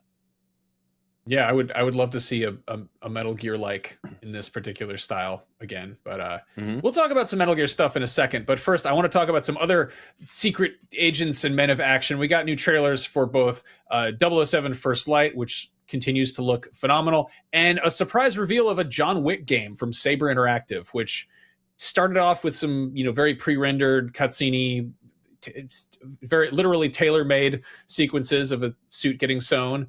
And my initial thought was, oh man, this game is going to be like 5 years away because it's it's a CG trailer like you do. And then they rolled straight into some, what looks like some gameplay. And yeah, I'm not particularly a John Wick guy, but it looks like a fun as hell video game. What'd you guys? But you're a big fan of Sleeping Dogs, and that was kind of the vibes I was picking up here, right? Yep. Just like environmental damage, destruction, grab anything on the table, smash them into anything in the periphery in the background. Like that to me, I'm in the same boat where like John Wick's always been like, yeah, he's cool, whatever. I've seen a couple of the movies. I don't go like as crazy for them as other people do, but I love a good action beat 'em up game. And so if you can throw me into one of these like small environments and I can grab anything and do anything with it specifically to kill people, yeah, that's fun as hell. Yeah, I'm thinking I'm back. No, I'm a big John Wick fan. I think what makes John Wick so special to me is its ability to continually escalate its already absurd action sequences and make them even more absurd. And the thing that watching this trailer made me realize is it is evoking Sifu to me quite a bit in terms of how you are approaching a combat. And I think that that's such a good fit for John Wick, is this improvisational nature where you are in a quite literal life and death situation every time you step into a room. And based on what I'm seeing here, it's hard to speculate on anything story-wise, but if I had to put money on it, it looks like we are seeing the Baba Yaga during his heyday. We are seeing John Wick back before his retirement. So I'm hoping it is a prequel story because that is territory that the movies haven't dropped. But also, in that same vein, on the flip side of that coin, that's kind of what made the first John Wick so special, is that we are entering this movie, this story in medias res, right? Where we are just kind of picking up the pieces and learning how much of a badass Keanu Reeves actually is as the story escalates and unfolds. So very curious how they can juggle that line of, showing us the myth that made John Wick so legendary to begin with, while still doing it justice without just, losing some of the magic that made him so scary in the first place. Yeah, no, spot on. Yeah. I wonder how far this game is away, because I don't think we got a specific release date or anything even close to it. But now you can wish list it though, so that's a start. But yeah, I hope it's sooner rather than later. But in the meantime, we have another game coming out about a guy who does a bunch of over the top action sequences, and that's of course James Bond. We're getting the IO Interactive 007 First Light. I am really trying to keep my expectations in check for this one, but I'm just so excited because like Hitman World of Assassination is one of my favorite games ever. It's absolutely wonderful. And the thing I love about it is you can do it really cool. Like you can go in there and be super sneaky and stealthy and be the coolest Agent 47 possible. But I think what so many people really enjoy in those games is just getting weird and experimental and doing incredibly stupid stuff. Just today, there was a story going around about a YouTuber who spent 7 hours putting the entire, like every single NPC from one level into a wine press and turning them into wine, which is a thing you can do in that particular sandbox. And I just am dying to see how stupid can you make James Bond? Like how disastrous can you get things, and how creative can you get with things? And they had a line in this trailer that really I made me smile, where it was don't do anything stupid, because if it's like if you screw up, we're going to completely deny we have anything to do with you. So I feel like that's going to be very much the fail state. I don't know. Everything they're showing for this is like, yeah, there's going to be sneaky, stealthy stuff, but also when it's time to get loud, you can get loud, which isn't always the case with Hitman. Like you scrape through with a C minus, killing a guy with a bazooka and running away in time. But like, yeah, it's not really an action first game. Whereas this is very much, that's part of the plan. That's James Bond improvising, and And canonically, you're green, right? Like you're a kind of a fresh face, and people aren't really sure if you're ready for the gig. And so, yeah, if you go out there and you turn a bunch of people into wine, you might not get the full job, but it kind of makes sense in character. Yeah, this feels too good to be true, man. Like the fact that this game is actually out in May. Like this wasn't like hey, we need a little bit more time. And look, it's February. That could still happen, right? There could be something under the hood. It's already that's not gotten working delayed properly. once, right? Exactly. But it seems so fully realized and gorgeous and just awesome looking, and it's so close. They're already they're putting up pre-orders with skins and all this other stuff. Like it feels like this is a game that's real, that's going to exist very soon, that we'll be playing in just a matter of months, and that is so damn exciting because it looks years off. Just look at it. Like this feels like we're finally getting those games that we're like, this is next gen. Do you know why that is? It's all about. You know why that is? Because like half a decade ago, they dropped a reveal trailer that just showed some CG bullets going into a gun. And it was Project 007, and all of us were like, well, this is going to be a while. And it was, but it looks like it's going to be worth the wait. So I'm very excited about this. And it's been so long since we've gotten like an actual proper James Bond game. So long. So yeah, this is awesome. This has always been peanut butter and chocolate, right? The Hitman guys get the Bond license. I can't wait to see this. Yeah.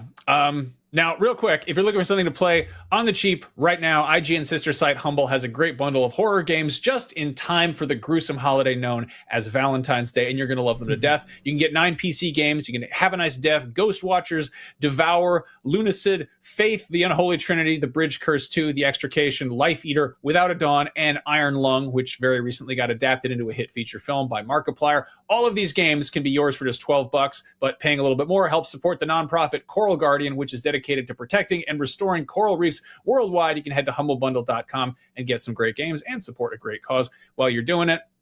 Now, talking about sort of the right license being in the hands of the right developers, like it's the case with 007, I feel like that's something that somebody at Konami figured out, because we're seeing them take the Castlevania license and give it to the folks who made Dead Cells with Castlevania Belmont's Curse.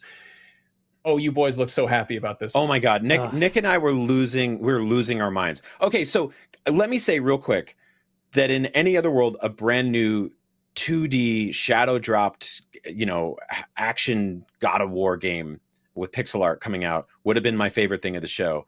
But like the guys that worked on Backyard Baseball working on a God of War side scroller versus the Dead Cells guys working on a brand new Castlevania, tough act to follow. This blew my mind.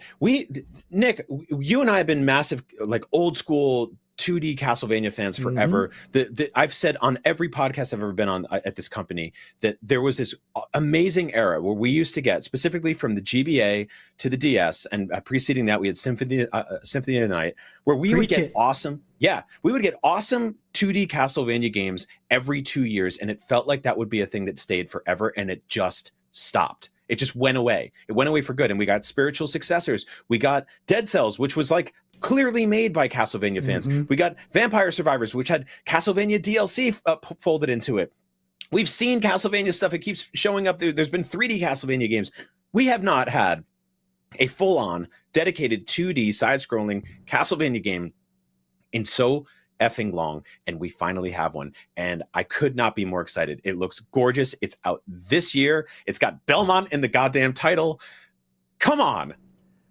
And this is coming fresh off the heels of maybe not fresh, maybe a little bit ripe by this point, but the Netflix anime series, which was incredible in its own right. And I did mention, the trailer does make mention of Trevor. I don't know if we are playing as Trevor or if Trevor is someone we encounter, but regardless, the thing that stands out to me is in this trailer, you don't see any numbers popping up, which makes me think this is a lot more Rondo of Blood than Symphony of the Night, which is totally fine. Don't get me wrong. I love me my Metroidvanias, but this looks like it's going to be a learning quite a bit from, Dead Cells Return to Castlevania. This looks like it's that was their written test, and this is their practical exam, and I cannot wait to see what Evil Empire and the advisory team, I guess, over at Motion Twin have cooked up, because this looks completely stunning in an art style that is evocative of Dead Cells. And Yeah, this just looks real tasty, man. This I'll eat it up. You know what? Like I remember during the DS era, I loved the games, but wasn't wild about the art style because to me, Castlevania was just intrinsically pixel art, right? And we've moved on from that collectively. I mean, God of War hasn't. They're going to it for the first time, but it was really cool to see this brand new art style that very clearly pays tribute to so much of what made the original games tick. And I think what's awesome about this is that 10 years ago, Konami was in a very different situation, very, very different situation. And over the last few years, they've started to say, hey, you know what? We have a bunch of really good games. Like just a few days ago, they put out the Bomberman collection. Like they are very clearly like, hey, we have old school fans who love our stuff. Let's pay tribute to them. And so they put out the Castlevania Advance collection. They put out the Castlevania Classic collection. They put out the Castlevania DS collection. Each one of those had like bonus games chucked in there. And I bought all of them, hoping that I want to send the message loud and clear that we are hungry for wall meat in a Castlevania game. We want a new Castlevania game. And we want it now. And we want it now. And we got it, man. It makes me so happy. It makes me so happy because I really, truly thought this would be one of those things we would never get again. So yes, this absolutely rules. This was my favorite surprise of the show. Probably my favorite surprise of the year so far. So hell yeah. I cannot believe I'm saying this. Great work, Konami. Yeah, no, I kind of want to touch on this because like Konami, for a very long time, it was very cool to hate on Konami. We're about 10 years out from the whole breakup between them and Kojima. And Kojima's obviously, doing fine. He's got his own thing going on. And I can't speak to whatever business practices they were doing behind the scenes. But right now, what they're doing is they're taking their beloved intellectual property and they're putting it in the hands of people who clearly really care about it. And maybe they're working on a new big AAA Castlevania game. I don't know what's going on over there, but it's really cool to see that they're like, hey, while you're waiting, here's this. And it's, kind of in the same way that we got Ninja Gaiden Ragebound while people were waiting for Ninja Gaiden 4. We're getting Sons of Sparta while we're waiting for the God of War remake. It's a really smart thing to just be like, hey, there's a lot of smaller teams out there. There's a lot of, hungry young indie devs who can take a beloved IP they grew up with and turn it into something cool that isn't, it's not the big flagship title release, but it's just great to see it. This was kind of an odd one because Konami showed off a bunch of stuff that was either, new installment in familiar IP or re-release stuff. And then there was also Darwin's Paradox, which is a game it's like a stealth platformer about an octopus, which they announced. A Limbo-like. They announced it ages ago, and I didn't particularly care. And then they said, oh, but also it's got Metal Gear references in it. And I was like, yeah, I'll play the octopus game. It's got Metal Gear references in it. And I love that did they say there's a demo out now? And they just pull a Ground Zeroes? Tomorrow, yeah. A playable demo now tomorrow.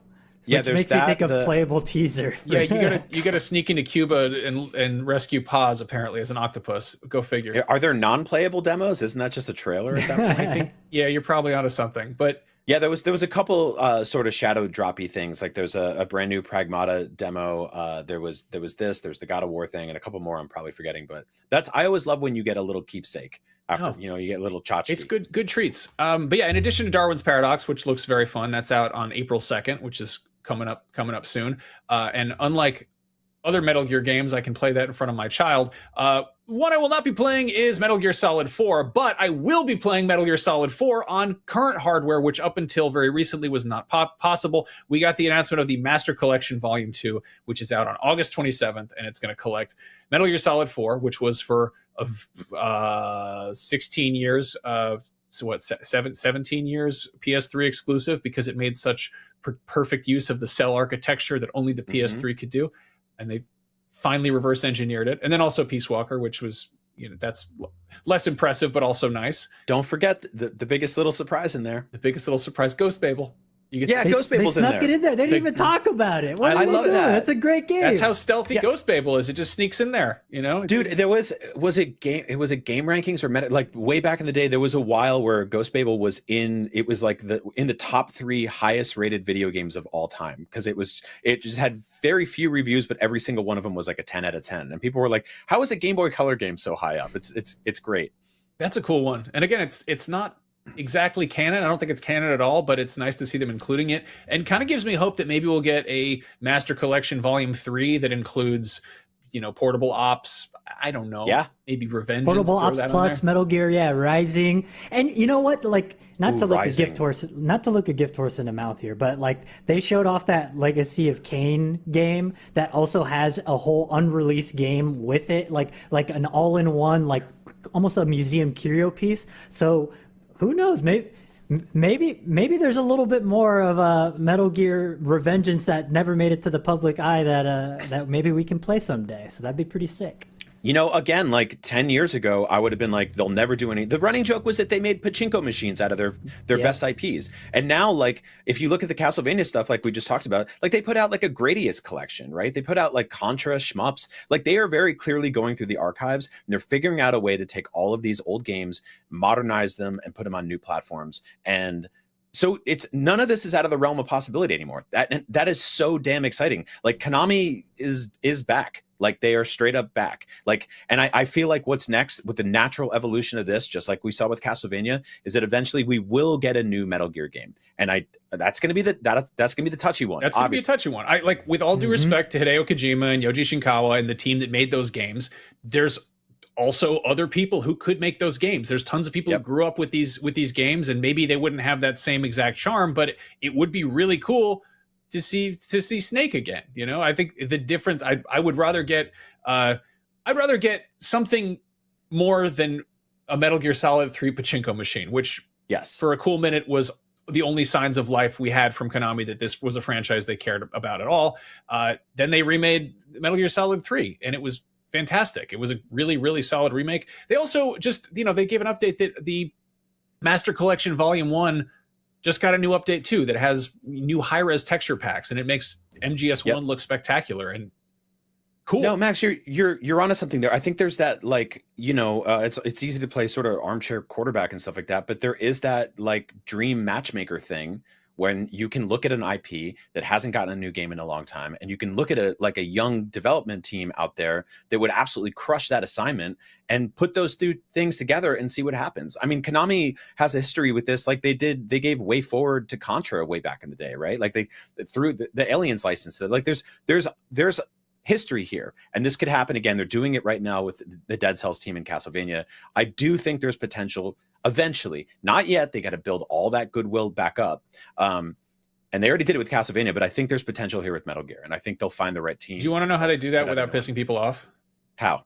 You make a spiritual successor to Snake's Revenge, which was the second Metal Gear game ever released, which was done without Kojima's knowledge. And no one's mad about it.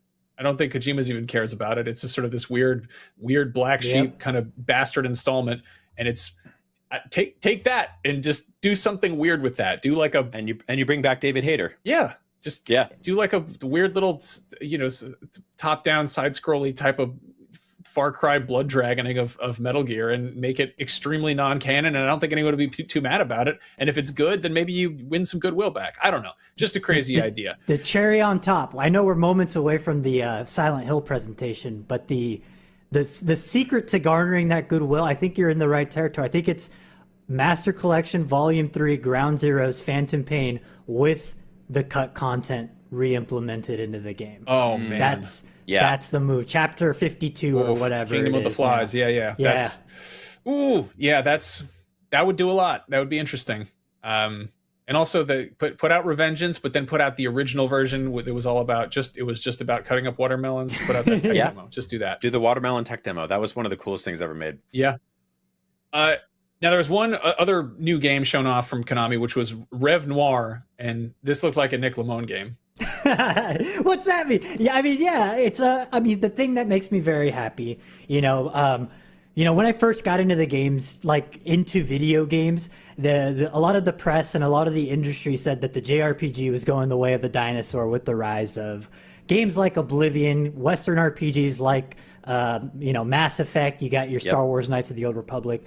But we've seen such a revitalization of Japanese role-playing games in a way that just fills my heart with such joy. So the fact that the fine folks over at Konami now are making a brand new, wholly original JRPG. Instead of dipping into their archives of something easy like Suikoden, which just got a glorious remaster recently, they're going in and doing something wholly original. And I know that there are some people who might joke and say, wholly original, right? This looks like every other JRPG. But like genuinely, I think for people who are hungry for this type of game, I'm very excited. And this looks very action RPG coded, something hopefully that's in the vein of something like, some evolution of turn-based combat that we've seen with stuff like FF7 Remake or FF7 Rebirth. Very curious to see what this is. I really like gold as an art motif here, and I think it looks very pretty and sparkly. So very curious to see more about Rev Noir. No, I mean, I think Konami's doing kind of the right stuff right now. They're doing a very similar thing to what Capcom is doing just this year, where they're continuing their long-running flagship Resident Evil thing with a new installment. They are dusting off the old, PS2 era Onimusha and putting a new installment in that, trying to get some new people on board. And they're dropping something entirely new with Pragmata, which is really cool to see.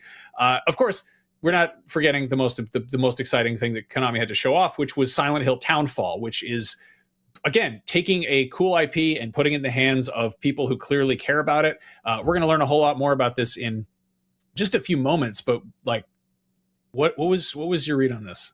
I mean, awesome. I'm all in on Silent Hill at this point. This little Game Boy camera that they've got going here, it was reminding me of a very recent horror release. And I'm very curious to see how it differentiates itself from Routine, where you use a little camera to kind of identify things in the environment. So this is just a great avenue for horror. I think recently Konami and their respective developers that they've tapped to produce each Silent Hill, whether it be Silent Hill 2 Remake or Silent Hill F, to me have been phenomenal. I loved Silent Hill 2 Remake. I loved Silent Hill F. I thought that was such a breath of fresh air in the franchise, and just goes to show you that people all over the world are capable of being traumatized by all sorts of different things in society. So very curious to see what causes all the trauma in Townfall. This is it was cool to see. So I'll put it this way real quick. When they announced their sort of resurgence of all the Silent Hill stuff, it felt like there was just this machine gun of ideas, right? And I think the dust fell on the great ones, and Nick just named them. There was a couple of other projects that sort of like, we don't really think about anymore, but the ones that stuck, that one. That one. But the ones that stuck are awesome, and this feels like it's going to continue that lineage. So I'm in. This is co-published by Annapurna, who has a pretty good track record, and it's developed by Screenburn, which is the studio that did Stories Untold, which I think was a fairly well-received narrative horror type of game. And I don't know, between this and Silent Hill F, I really dig that Silent Hill is no longer one particular town. It seems kind of like a description of the geography of said town. It's just a real quiet, creepy place. This takes place in, I think, St. Amelia. You got a new protagonist. I like that there's a new pyramid head who's actually more of like a rectangle head, I think. Cube or something? Yeah. We are going to find out more about that in literally any second now. We're going to kick over to the Silent Hill transmission. But real quick, you can catch us talking about PlayStation each and every Wednesday on IGN, on youtube.com/IGN Games, or wherever you get your podcasts. And if you get your podcasts from Spotify, we also have the video version on there as well as the audio version. Nick, Brian, thank you so much for taking the time to chat and talk about video games. And thank you to everybody who's watching along at home. Don't go anywhere, because literally any second now, the rectangle head will pop out of the wall and he will fight. He will try to do whatever it is he does in that game, because the Silent Hill transmission is coming up any second now. And we can probably just cut it. It's not a jump scare if you know what's going to happen. Just cover your eyes. Just go like this.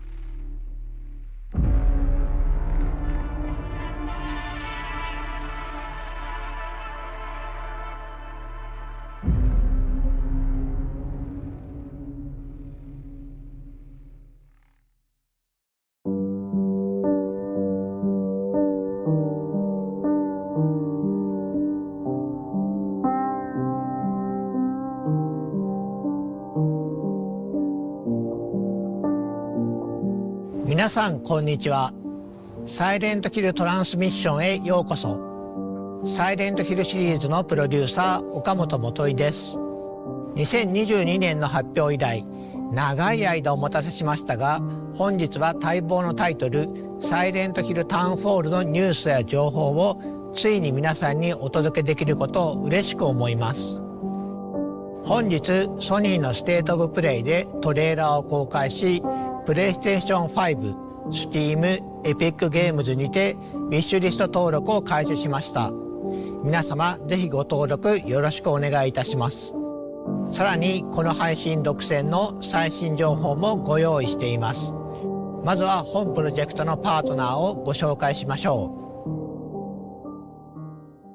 アナプルナインタラクティブのインタラクティブ&ニューメディア部門プレジデントヘクター・サンチェスさんとゲーム部門責任者のリアン・ルームさん、そしてスクリーンバーンのライター兼ディレクターのジョン・マッケランさんをお迎えしています。皆さん本日はようこそいらしてくださいました。Thank you, Okamoto-san.